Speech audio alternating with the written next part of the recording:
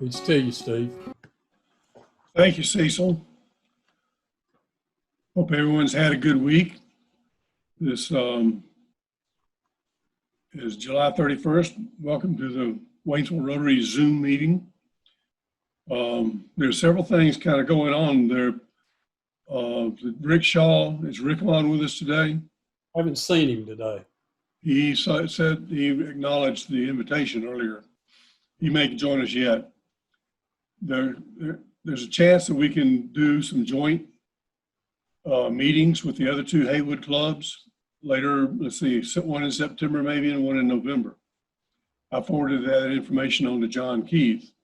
And it may be that we'll find a way we can get together with other than just as a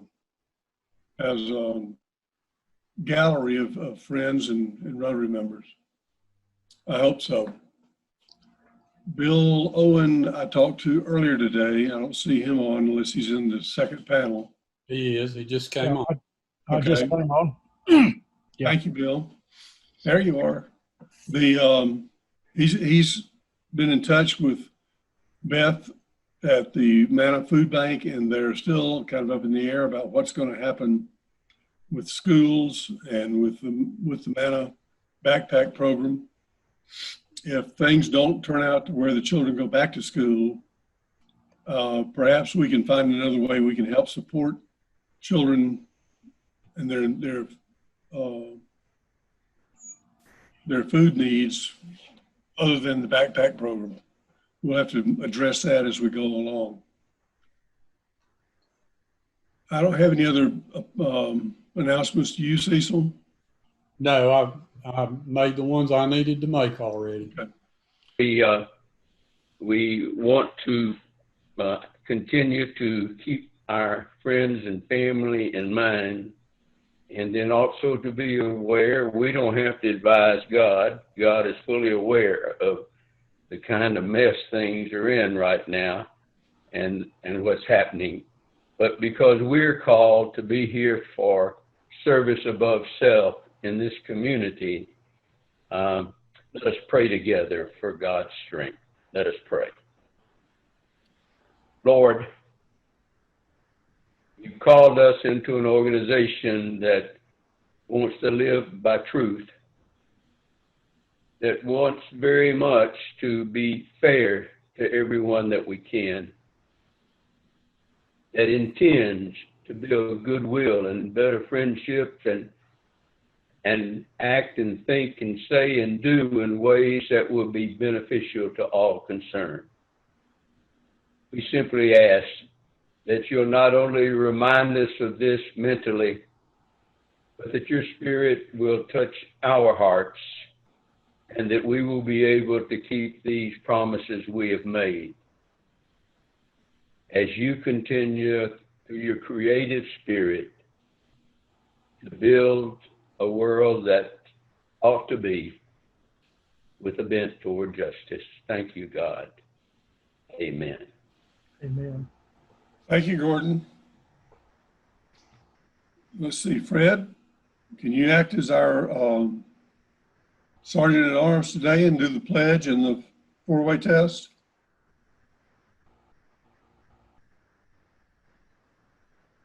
You have to unmute yourself.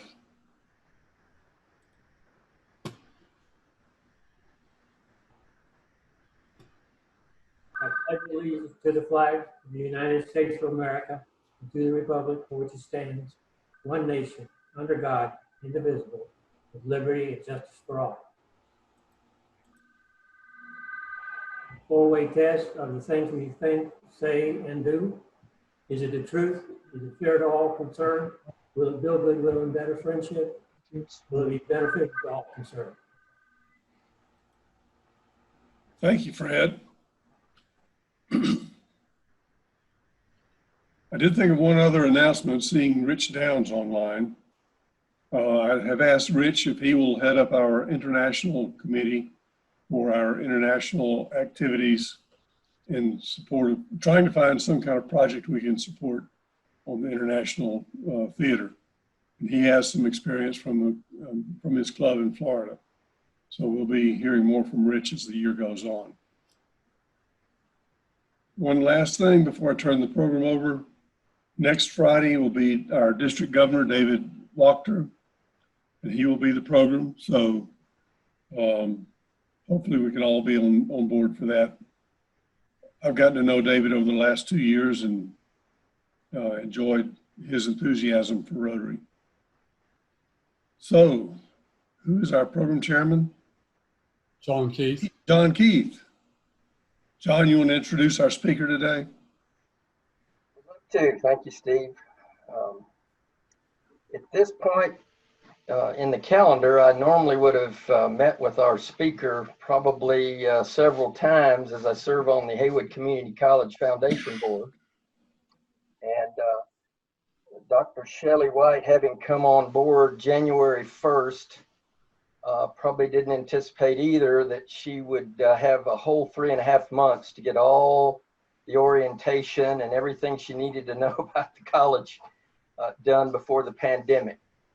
So I personally want to thank you for coming to us today to speak, because I can't think, we're all busy, we're all under a new world order right now, Dr. White, but you must be doing 10 Zooms a day, and this is an extra one for you to have to do, and I really appreciate it. And I look forward to meeting with you face to face someday on the foundation board. Would like to tell you briefly a little of the history of Dr. White and how she came to us. She came January 1 of this year. She's our 7th president at the college, which we know 7's a lucky number. So that must mean, Dr. White, it's lucky for the college that you're here. She's actually an 18-year resident of Haywood County, serving as Vice President of Economic and Workforce Development and Continuing Education with the Asheville Buncombe Technical Community College for 5 years, as with AB Tech for a total of 18 years. In that role, she led a division serving over 14,000 students and clients annually through workforce continuing education, community enrichment, customized training programs, the Small Business Center, and business incubation programs. During her tenure, she oversaw the development of the Composites Training Center of Excellence for GE Aviation's expansion in Asheville, as well as the creation of AB Tech's Advanced Manufacturing Center. She also led partnerships and grant developments to bring supportive services to short-term workforce training for students facing obstacles. She's a graduate of Isothermal Community College and received her doctorate in education with a concentration in community college leadership from Western Carolina University.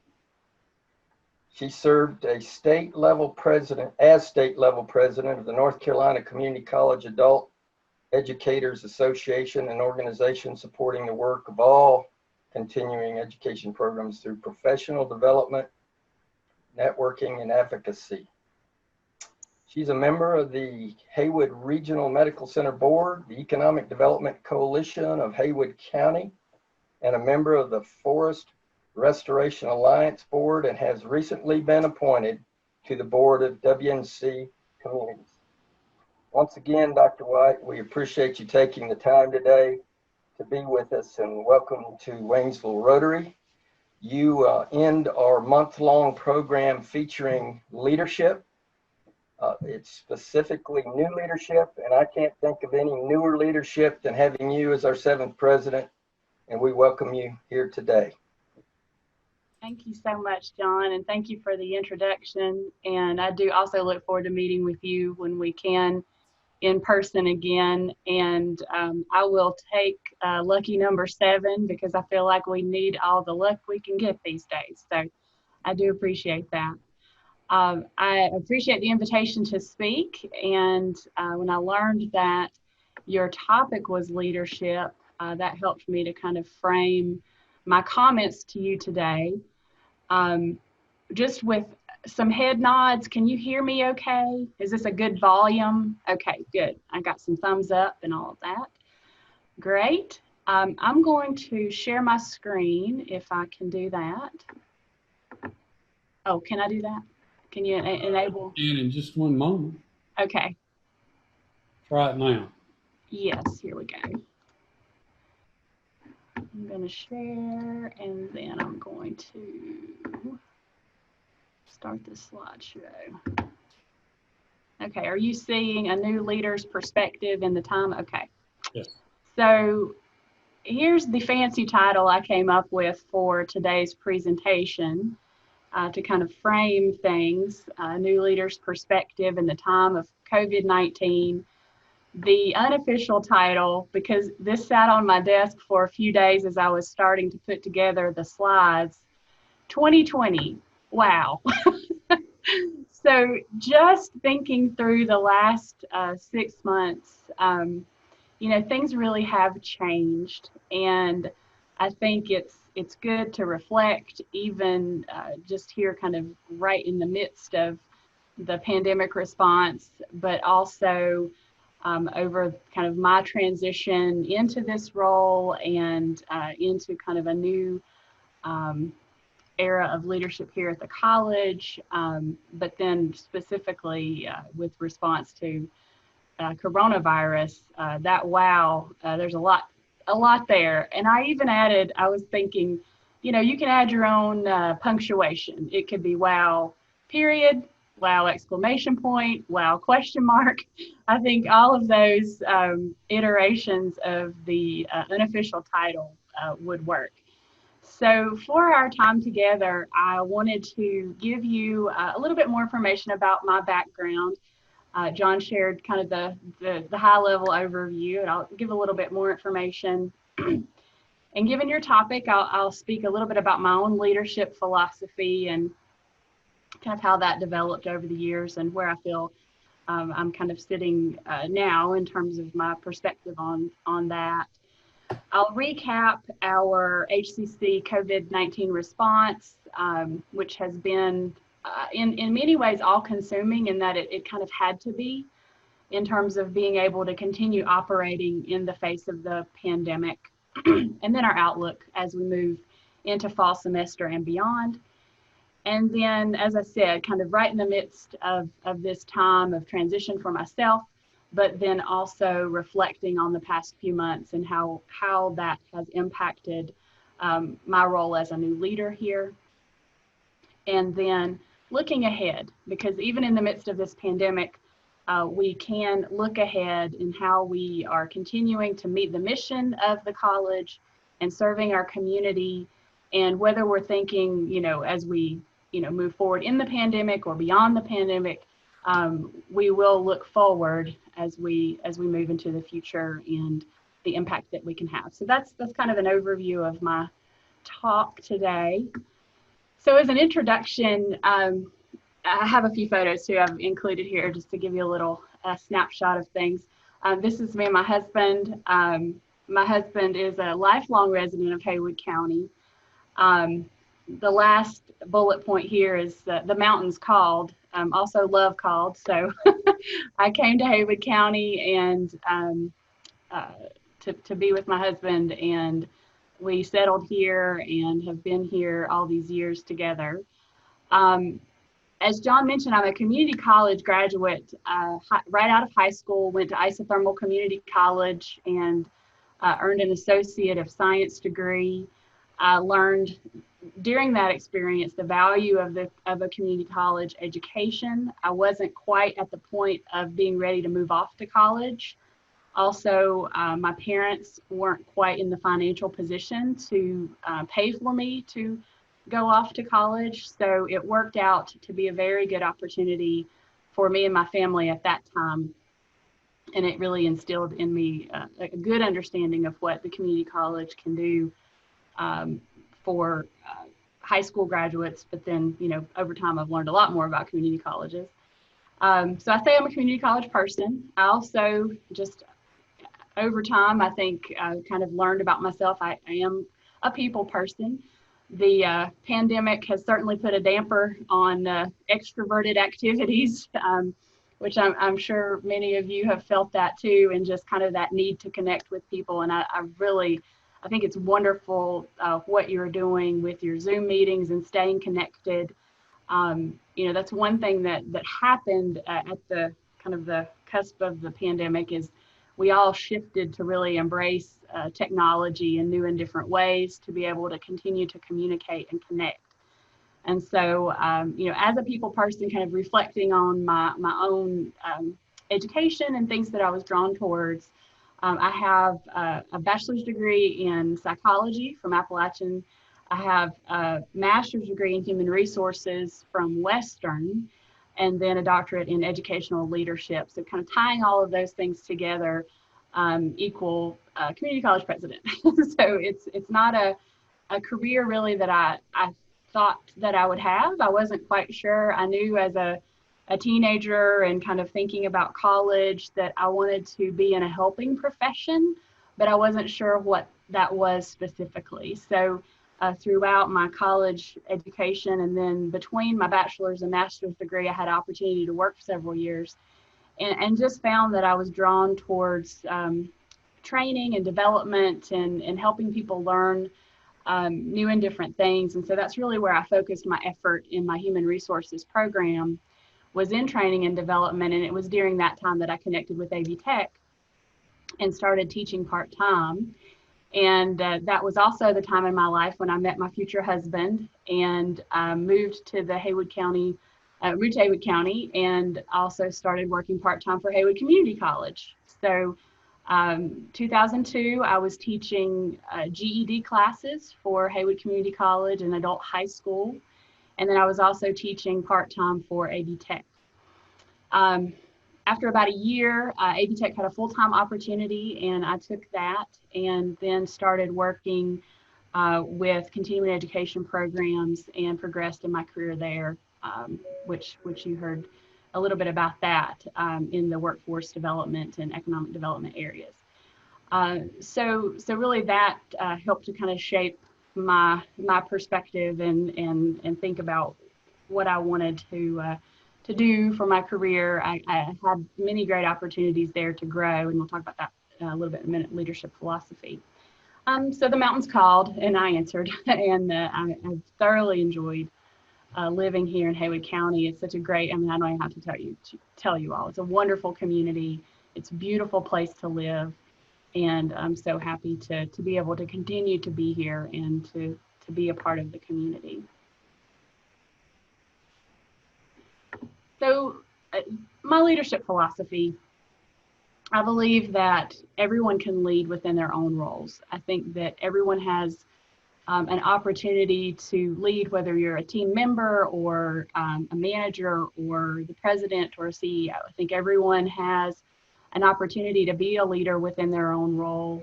I think there's a responsibility to that, that you can benefit from leadership development in any role. I think leadership skills are developed over time and definitely shaped by experience. So I think about myself as a new manager in 2003 compared to today, and all of the different experiences that I've had over time, whether it's through issues that I've had to deal with, personnel, or opportunities to bring on new programs or to grow something, to kind of lead an initiative or to help with an institutional change or an organizational change. All of those opportunities have shaped the leadership skills that I have and I can bring forward. Through my own experience as well, I certainly believe that leaders benefit from role models. I can think back over my career and all of the different leaders that I looked to emulate in many ways, and things that I saw people doing. And I was thinking about this today when I was a director. I had a vice president, and I think it was for Christmas one year. He gave us all a leadership book and wrote an inscription in it. And I thought, maybe one day I'll be able to give out leadership books for Christmas. And I don't know, it was just something like you see what other people do, and you think maybe I can learn from that, and I can share the knowledge that I have with others. Also mentors. I think, there's something about being a role model for someone and kind of leading in a way that others would want to follow. But then mentoring, I think, takes on another aspect to that. And there's time and attention given to that relationship building and being able to kind of pass on knowledge and help equip others to be better leaders. So I've certainly benefited from that over the years. And then I'm a firm believer in leadership training, leadership development, and having the opportunity to reflect on your own strengths and to identify opportunities for growth, and then be able to work with others and have kind of a collaborative discussion about leadership opportunities. So I've certainly had an opportunity to participate in leadership training over the years, but it's something I firmly believe in. And there's something that, that happens over time, being kind of a consumer of all of those wonderful leadership development opportunities and being able to kind of see role models. And something happened a few years ago as I was hiring new members of the team and recognizing over time that more people that I'm hiring are younger than I am and have not had as many leadership opportunities as I've had, or maybe at a different point in their career. And I started to see kind of a shift in my responsibility, really becoming more of an equipper, someone who can help equip others to be leaders. And that's something that I take very seriously, that responsibility, that as I see others, the opportunity for them to grow, the opportunity for them to take on new responsibilities and also have leadership development of their own. I think that's certainly something that's very rewarding as you progress in your career. And I think it's something that is a responsibility of a leader. So, and also I meant to say this at the beginning, we'll leave some time at the end for questions. I believe you all do that typically, but yeah, we'll save some time at the end for questions. Okay, so HCC's COVID response over the past few months, and also our outlook towards the future.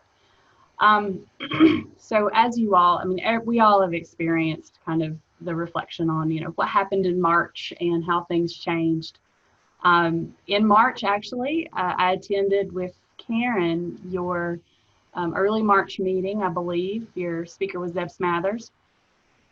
And that was one of the last events that I attended out in the community. So that event, I think there was one other meeting I had in the community, and really then that was it. Things quickly shifted, as you all know. In the community college world, we were called to an emergency meeting on a Sunday. This was mid-March, and heavily encouraged to not have students on campus the next day. And this was a kind of a statewide response. It was not a mandate, it was not required, but we were heavily encouraged to find a way to not have students on campus the next day. We can imagine that's a tall order, because we had classes scheduled the next day and a lot of information to have to share in shifting that way.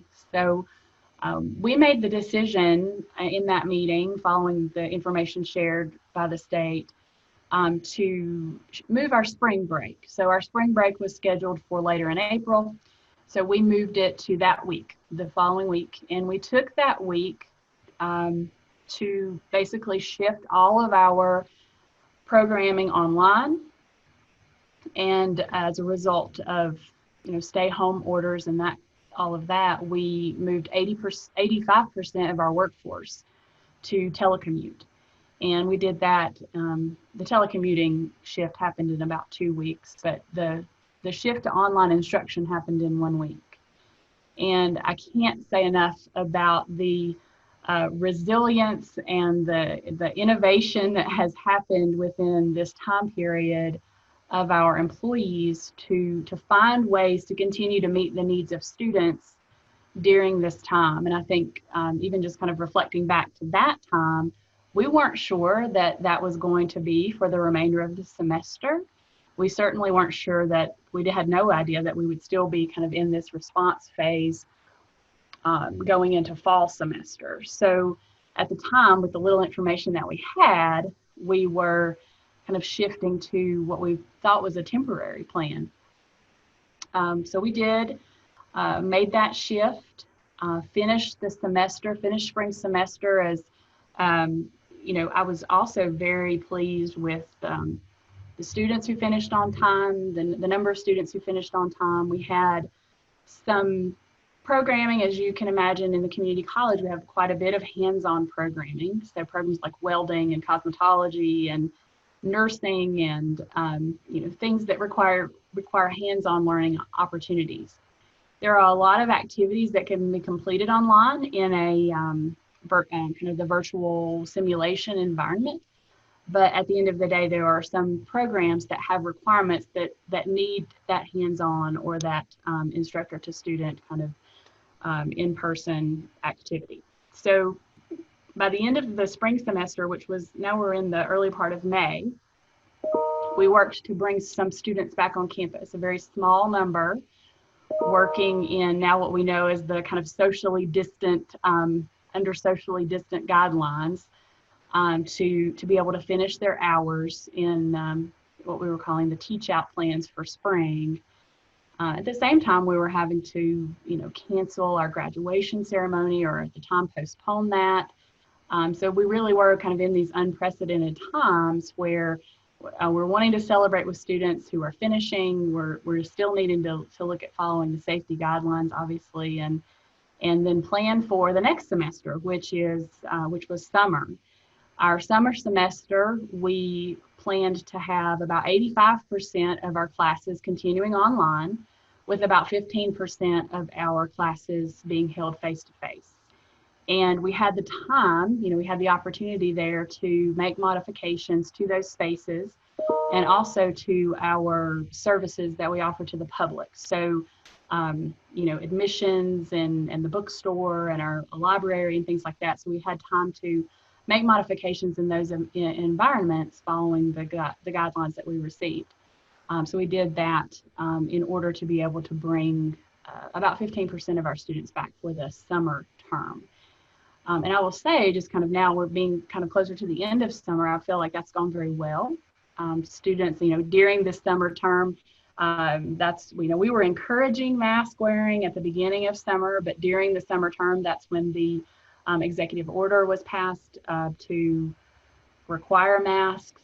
So, you know, we've had good compliance with that here on campus. Gentle reminders, but I would say good compliance when students are here with employees as well.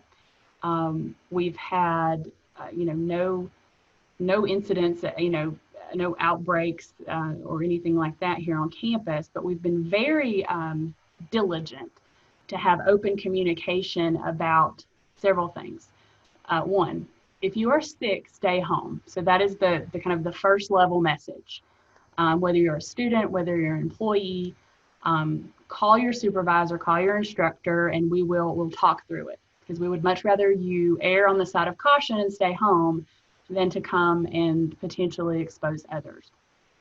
We've also been working very closely with the health department as they've been working with you know, many employers and agencies across the county, but have been a wonderful resource for us as we've had questions about potential exposures and things like that. So they've been a wonderful resource for us.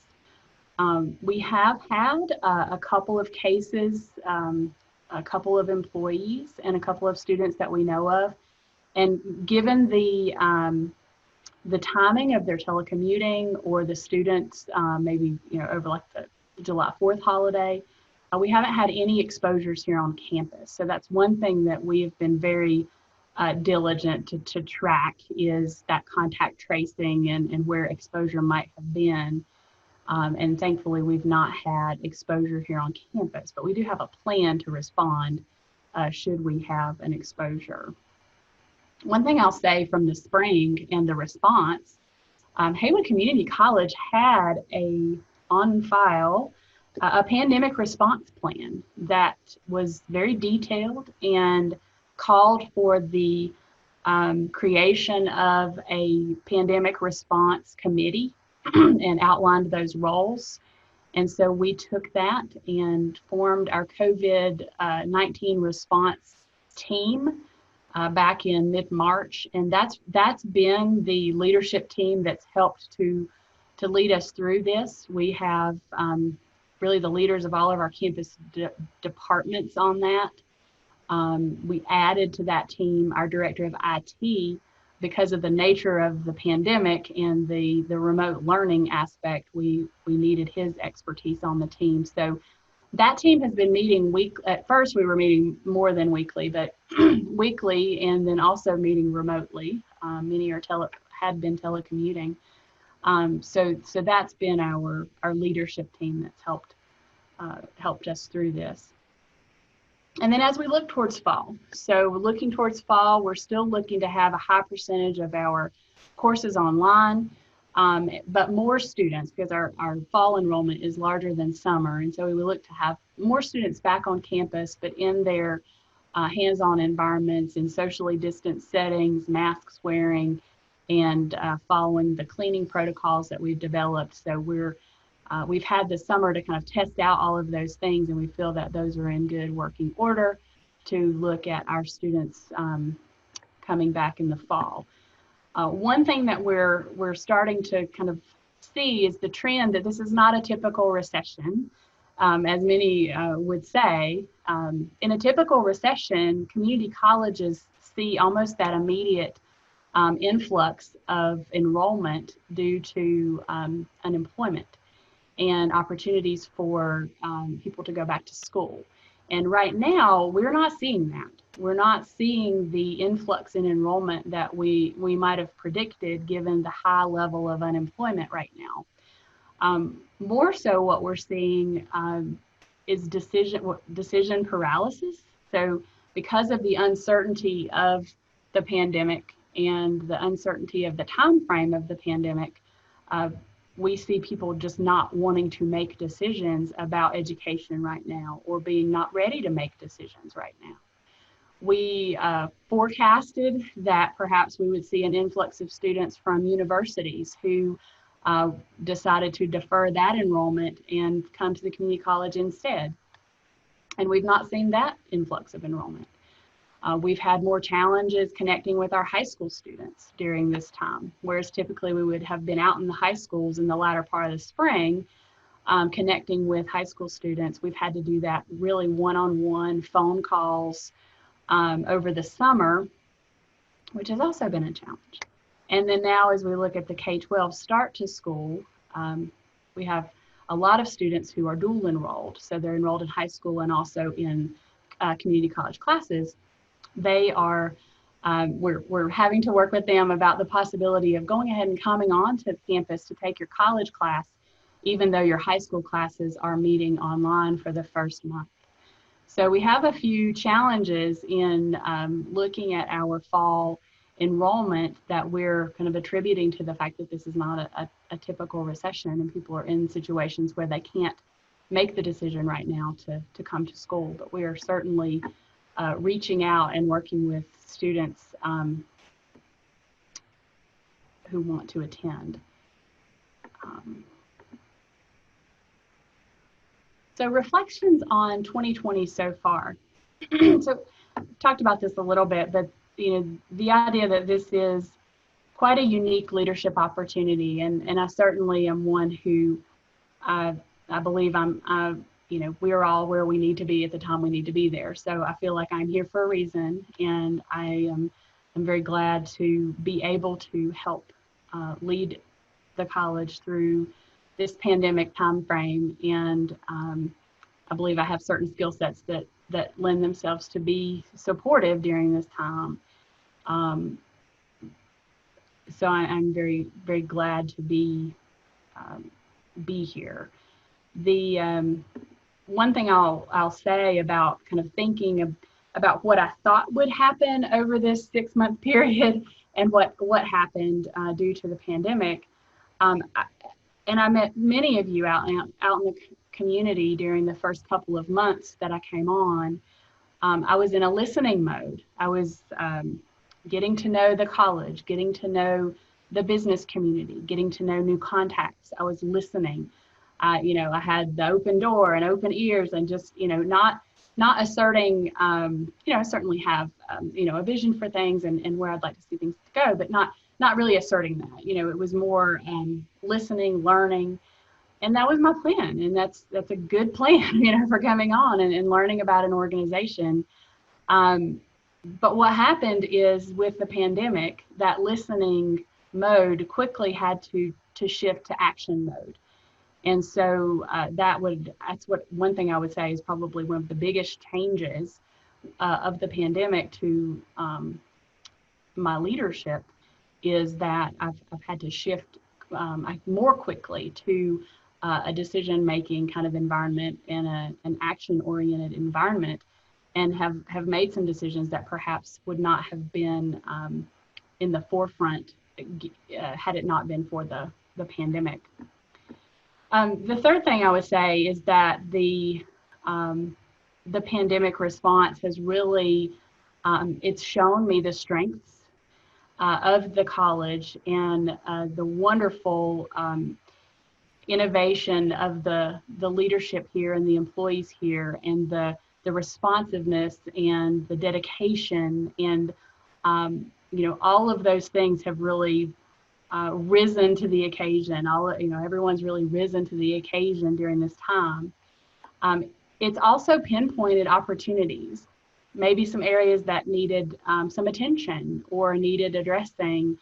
And the environment that we're in has really given the opportunity to go ahead and address those things, because we certainly need things to be in order and strong for us to move forward. We might not be in a season where we can kind of wait and see how things play out before making a decision. So that's certainly, I think, been a difference in perhaps how I've approached things over the past few months. So it's been a good learning experience for me as well. And then looking towards the future. So HBC and Haywood County, this is our I'm Ready sticker. This is our enrollment sticker for the fall. And when this was developed, we didn't know about the pandemic, but now it means even more than ever that a student is ready for the next chapter in their lives. When we think about community colleges, we think about Haywood Community College and our role within the community. We have 3 prongs of focus with our education and with the activities that we provide. So one being academics, being those transfer degrees, students who connect in high school and then go on to universities, workforce development, the shorter term classes for very targeted to get folks into the workforce, as well as our technical and trade degrees that lead someone right to employment following their completion. And then the work that we do in economic development, and that's through areas like our customized training, the partnership training that we do with industry, our small business center, and the opportunities that we have to support small businesses, and then also our role within the community as a community partner. So being involved in community groups and being connected, as many of our leadership and our faculty and staff are throughout the community. So these things are all happening, and even amid the pandemic, they're even more important than ever to identify where we can connect and where we can plug in. We've continued to make great progress towards the construction of our new health education building. We're going through the process of approvals now, and the bid process will be launching very soon. And so we expect to break ground on that important project here on our campus in the early fall. And that will have about a 1-year completion time. So by the end of next year, we would be looking at moving into our new health education building, which represents such a great partnership here in the community with the Haywood Healthcare Foundation and the college. in our county. The other thing that we're about to embark on is our next round of strategic planning. So we are entering the third year of a 3-year strategic plan. And so at the same time, we will be launching into strategic planning for the next 5-year period. Excuse me. So other things that we'll be looking at during that time would be more look at facility development and prioritization, as well as program planning. So I'm going to take a little quick water break, and I think that's a good transition maybe to some Q&A as we get towards the end of the time.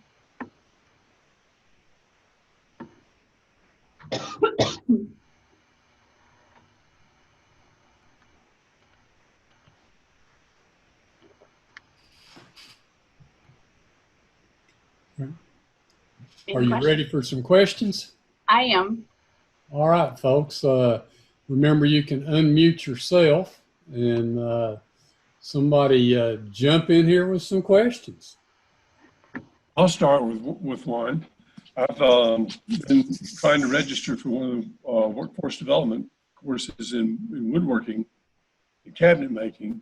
Has been postponed several times, and I've appreciated the upfront communications from the department trying to keep me informed. Mm-hmm. And is there a date when those are scheduled to take place now?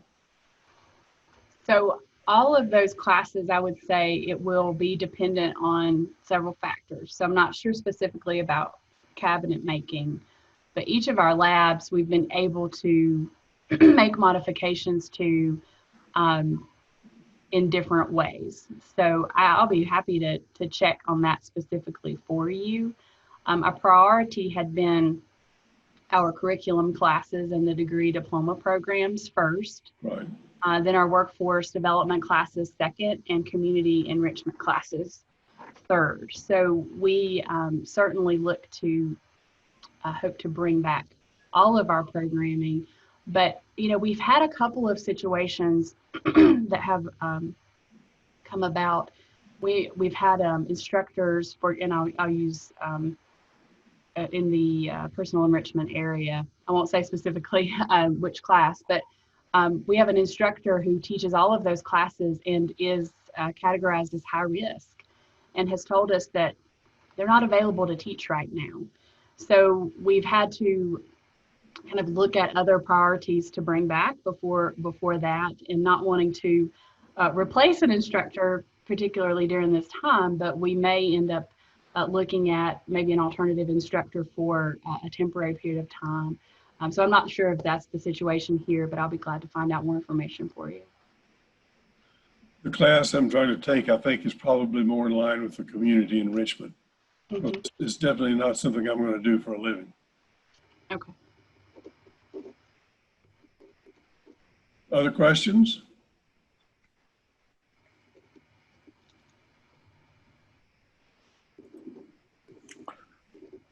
John Keith.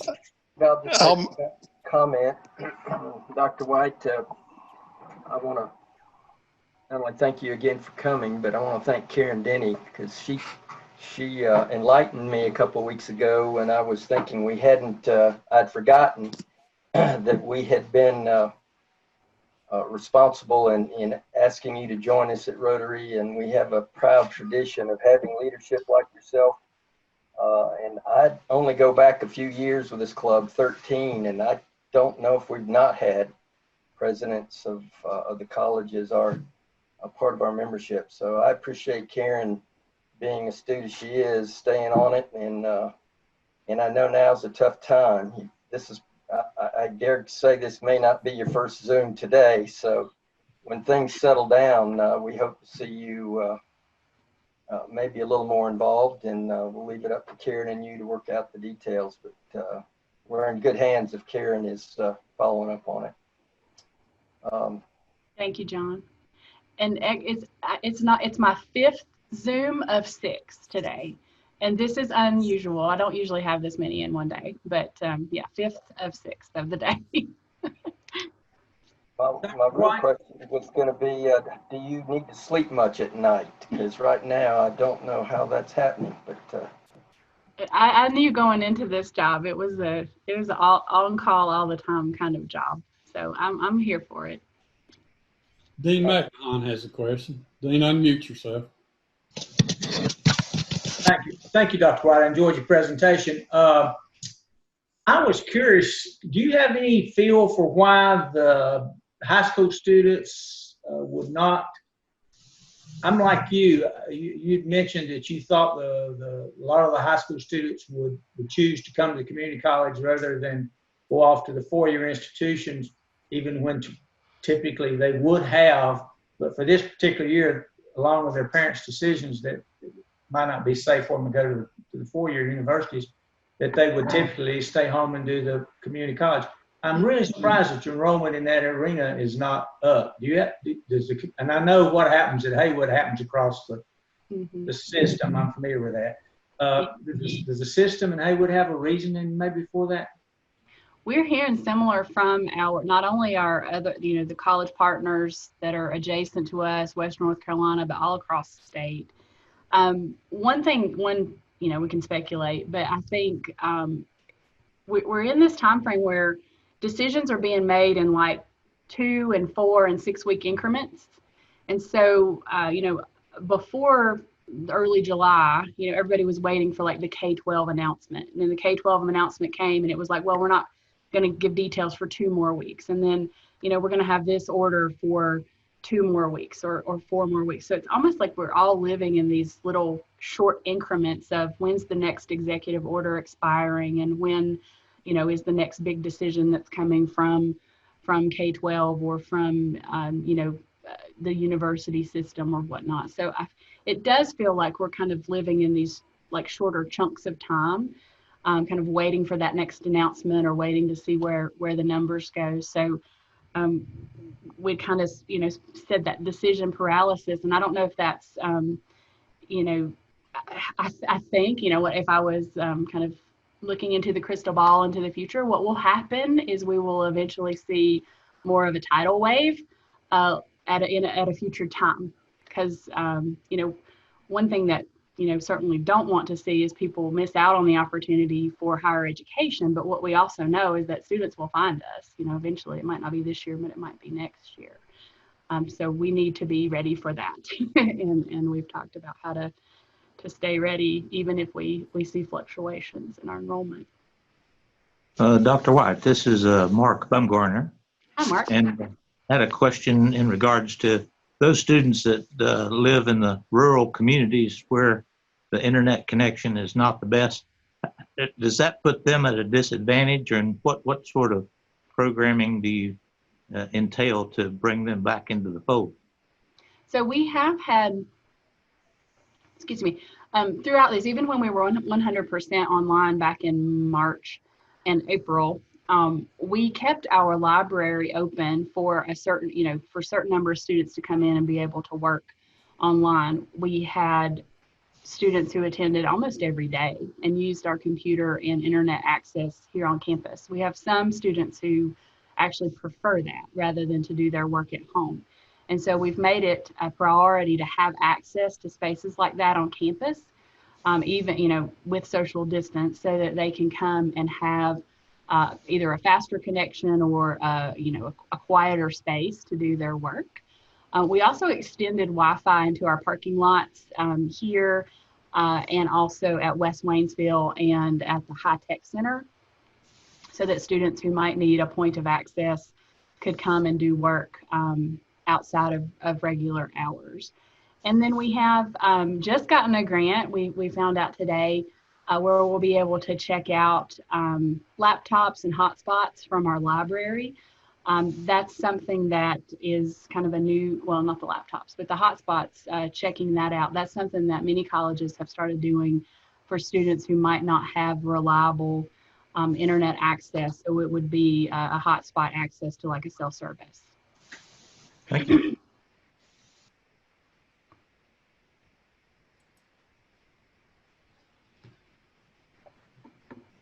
Dr. White, you've talked a lot about programmatic and operational challenges that you faced. Talk to us about the funding impact of the pandemic on HCC? Thank you. That's a good question. So I'd say the biggest initial impact for our funding, if you'll recall, there was the CARES Act was passed nationally, and that allocated funds to every educational institution directly. So for Haywood Community College, we received, and it was based on an equation related to the number of students we have who receive Pell assistance, Pell grants. We received about $300,000 to directly support students with emergency needs. So we have been distributing that fund. We received the same amount for institutional needs related to the shifts that we had to make due to the pandemic. So we've been able to utilize those to help us bolster our ability to deliver training remotely, our ability to have our employees work remotely and telecommute more effectively. We've invested in some software, like some simulation software that we were talking about, that helps give students more interactive experiences remotely for like the technical areas. So we've been able to do that. The foundation, the College Foundation, also created kind of an extension of the Student Emergency Fund called HCC Cares. That's the CARES Act, HCC Cares. We didn't know it was going to be called the CARES Act when we started the fund and the foundation. But so that's been an additional pot of funds that we've been able to help student emergency needs with that. You know, our largest percentage of funding is our state funding. So our funding that we were anticipating for the 2021 fiscal year was based on our enrollment in the 1920 year. And when we look at that as a whole, we were actually had, you know, there's 3 semesters that add up to that. So we had 3% less funding than the year prior. So that's what we were basing our budget on. We actually were able to work with the county and on our county funding receive a 3% increase in the county funds, which supports our physical plant and our maintenance staff and security and all of that. So so looking at that, we had kind of a balanced picture for this year, the 2021 year. There's a couple of wild cards. So the two things that we don't know, one, how the state picture will look as we go into this year. We may be asked to revert some of the funds that we plan to operate on. So we have been told to hold a 2% reversion, which we have been doing thanks to Karen. Karen is our #1 budget analyst and keeps me informed on all of those things. So so that is one. The second, and this is kind of more the looking forward piece, is we have to be mindful of our enrollment every term because of the cumulative enrollment impacts our budget for the next year. So our summer enrollment, interestingly, was up. So we had a slight increase in our summer enrollment this year compared to last year. So, you know, as we kind of go into fall, about mid-fall, we can start to project what our budget might be for next year. And so I think that's where we would really see the impact of fluctuations in enrollment based that would impact our budget. So I don't know if that was more detailed than you wanted, but we're always looking to advocate for funding for community colleges, for you know, helping us to better navigate or kind of weather some of these fluctuations in enrollment that might otherwise negatively impact us.